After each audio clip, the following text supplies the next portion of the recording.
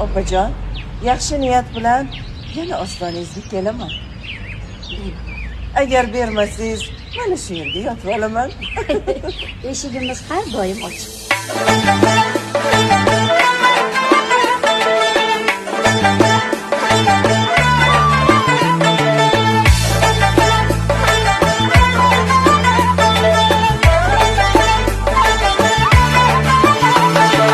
Davralarını turda anacanım oynasın, bir azarım bir gubar canacanım oynasın. Davralarını turda anacanım oynasın, bir azarım bir gubar canacanım oynasın.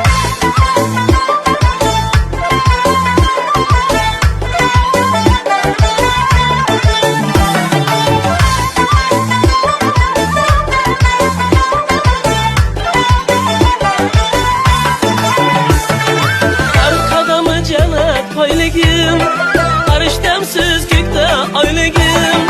Arkadamı cennet oyligim, karıştamsız gökte oyligim.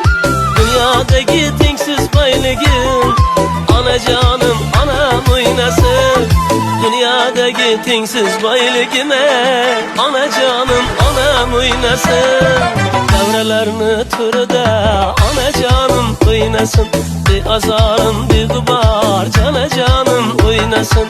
Davralarını turda anacanım oynasın, bir azarım bir gubar canacanım oynasın.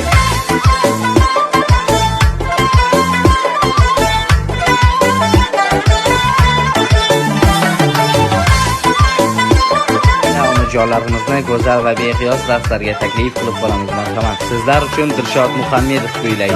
Müslümanım şirin sözlüğüm, mehribanım anar yüzlüğüm. Müslümanım şirin sözlüğüm, mehribanım anar yüzlüğüm. Sözlüğüne mehriban anam, anacanım anam oynasın.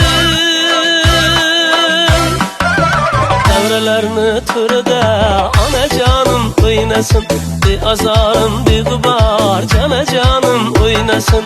Davralarını turda anacanım oynasın, bir azarım bir gubar canacanım oynasın. Davralarını turda anacanım oynasın, bir azarım bir gubar canacanım oynasın. Davralarını turda anacanım oynasın, bir azarım